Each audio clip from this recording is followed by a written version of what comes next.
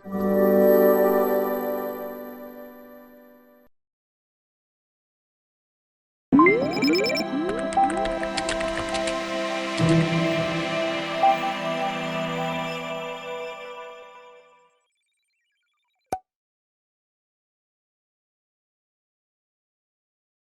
bismillahirrahmanirrahim. Assalamualaikum warahmatullahi wabarakatuh. Salam sejahtera untuk rekan-rekan semuanya. Kembali lagi kita di perkuliahan online untuk materi tentang fungsi kuadrat pada permintaan.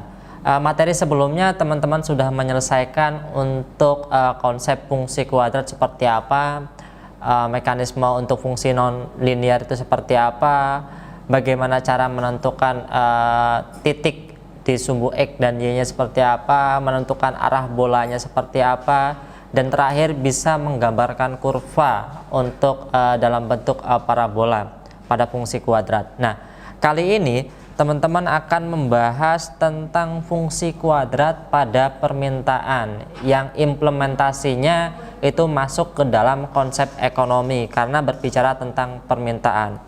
Ada beberapa hal yang harus teman-teman kuasai atau teman-teman capai untuk materi kita kali ini.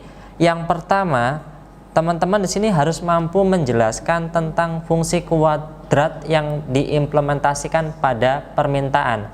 Yang kedua, teman-teman harus bisa menyajikan atau dalam artian memberikan gambaran kurva fungsi kuadrat pada permintaan. Yang ketiga, teman-teman harus bisa menggambarkan bagaimana kurva fungsi kuadrat pada permintaan. Nah, mari kita pelajari satu persatu tentang konsep fungsi kuadrat pada permintaan. Sebelum kita masuk ke dalam matematis untuk fungsi kuadrat pada permintaan, ada beberapa hal yang harus teman-teman ingat kembali berkaitan dengan hukum permintaan maupun dalam fungsi permintaan. Jadi kalau kita berbicara tentang konsep permintaan, yaitu sejumlah barang dan jasa yang mampu kita beli atau kita inginkan pada suatu tingkat harga dan periode tertentu. Itu kalau kita berbicara tentang permintaan.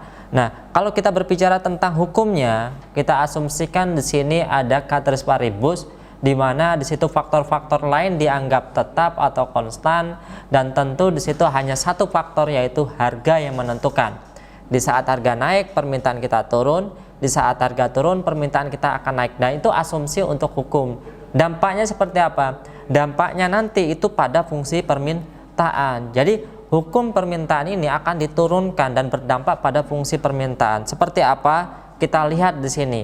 Hubungan antara harga dan kuantitas, dalam artian di situ jumlah barang, itu hubungannya negatif atau berbanding terbalik, yang menunjukkan pada P itu sama dengan min AK kuadrat atau Q sama dengan min AP kuadrat. Itu menunjukkan fungsi kuadrat di mana hubungan antara price dan kuantitas itu berbanding terbalik atau negatif. Nah, karena di situ variabel untuk nominal A-nya itu negatif, dampaknya seperti apa pada fungsi? Dampaknya akan membentuk kurva parabola terbuka ke bawah. Kalau dulu persamaan fungsi linear itu dalam artian di situ kita melihat garis lurus saja. Tapi untuk fungsi kuadrat itu nanti akan melengkung dan akan mengarah ke dalam kurvanya itu mengarah ke bawah. Nah, seperti apa implementasinya? Dan di sini ada keterangan berkaitan dengan P itu apa, Q itu apa, C itu apa, dan A dan B itu koefisien. Itu seperti apa keterangan bisa teman-teman lihat. Ada price, ada kuantitas, ada konstanta, dan ketiga keterangan ini menunjukkan kalau di dalam hubungan matematis kita berbicara tentang X dan Y, tapi kalau di dalam ekonomi kita berbicara tentang price dan kuantitas di situ. Nah, untuk kurva fungsi kuadrat dan pada permintaan tidak jauh berbeda dengan fungsi kuadrat dalam matematika, tapi dalam artian di sini penekanannya pada implementasi di ekonominya. Nah, sama karena di sini berbicara di ekonomi, maka kita berbicara tentang harga dan kuantitas, bukan berbicara tentang X dan Y. Tapi untuk pengerjaannya, perhitungannya tetap sama. Bagaimana menentukan arah bola, bagaimana menentukan sumbu X dan Y, titik potongnya, dan bagaimana cara menggambarkan kurvanya, itu sama. Implementasi berbedanya itu hanya di price dan kuantitasnya. Nah, di sini ada contoh soal berkaitan dengan P sama dengan 9 min Q kuadrat.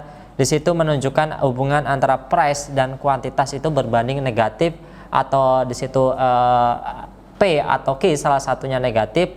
Beda konsep nanti sama materi yang akan kita bahas selanjutnya, itu di penawaran, itu hubungannya positif yang akan kita bahas nanti, yang dimana salah satu variabelnya atau keduanya itu positif. Nah, tentukan arah bolanya, penyelesaiannya, permintaannya tentukan arah bolanya, bagaimana gambar kurvanya. Kita tentukan di sini sudah ditekankan bahwasanya kurvanya itu akan terbuka ke bawah, dan tentunya di sini titik potongnya kita asumsikan salah satu dulu, yaitu P atau Q-nya itu kita asumsikan nilainya 0. Contohnya di sini di P sama dengan 0 kita substitusikan di persamaan 9 min Q kuadrat, ketemulah titik dalam artian faktorial tadi itu ketemu Q1 itu min 3 dan Q2 nya itu 3. Titik koordinat ini yang akan nanti menggambarkan di kurvanya. Seketika Q sama dengan 0, P nya berapa? Ketemu di sini P nya 9, 0,9 dan min 3 atau 3,0. Titik puncaknya sama, jadi dalam artian untuk mencari titik puncak itu sama, min B per 2A, min B kuadrat min 4AC. Jadi B kuadrat min 4AC itu sama dengan D dalam artian determinannya, atau D min 4A itu sama dalam artian seperti itu. Kita asumsikan di situ untuk P sama dengan, untuk fungsinya itu 9 min Q kuadrat min Q kuadrat. Kita lihat di situ bahwasanya untuk min B nya itu 0, untuk A nya di situ ada min 1, dan kita asumsikan di persamaan yang kedua untuk titik Y nya kita asumsikan di situ untuk substitusikan nilai min 1 dan 0 nya itu sama dalam artian, sehingga nanti terakhir akan menemukan titik puncaknya itu 0,9. 0 untuk di situ Q-nya dan 9 itu untuk P-nya. Itu titik puncaknya. Sedangkan untuk dalam artian di titik Q-nya di situ sudah jelas ada min 3,0 dan 3,0. Kalau dilihat di sini min 3,0 dan 3,0, sehingga bisa digambarkan untuk titik puncaknya 9 menyentuh titik di X-nya itu min 3 sama 3. Jadi konsepnya untuk fungsi permintaan, fungsi kuadrat pada permintaan sama, untuk mekanisme perhitungannya sama, tidak jauh berbeda. Cuma implementasinya bagaimana kita melihat hukum permintaan itu akan berdampak pada fungsinya. Karena hukum permintaan nanti itu menggambarkan hubungan antara price dan kuantitas. Ternyata di dalam permintaan itu hubungannya itu negatif, sehingga nanti di mana P positif maka Q-nya yang akan negatif, atau Q-nya positif P-nya yang negatif. Yang penting salah satunya itu negatif, menggambarkan itu fungsi permintaan.